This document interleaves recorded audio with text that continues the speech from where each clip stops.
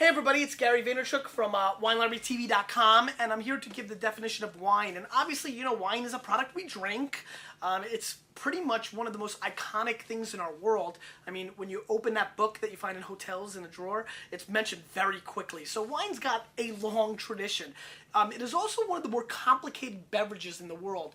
You see, once you know the taste of Budweiser, or Johnny Walker Red, or A&W Root Beer, or Coca-Cola, except when I do New Coke, you pretty much know the flavor profile. Whereas in wine, each year, each individual winery tastes completely different because it is a vintage thing, because it is a farming product. See, the terroir, as the French word, where it comes from the land, that flavor, that changes every year, even with individual wineries. And to me, that is the fascination, that is the hook for so many people, just the thought-provoking aspect of wine. Not only that, it is also a beverage that I think in a very big way brings a lot of people together.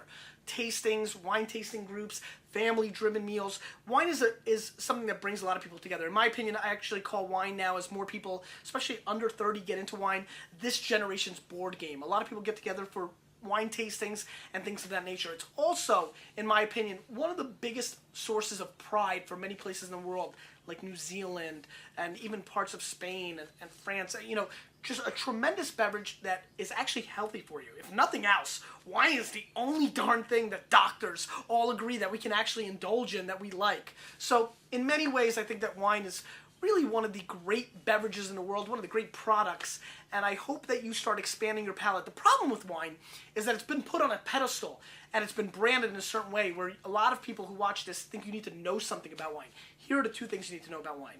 Try lots of different kinds.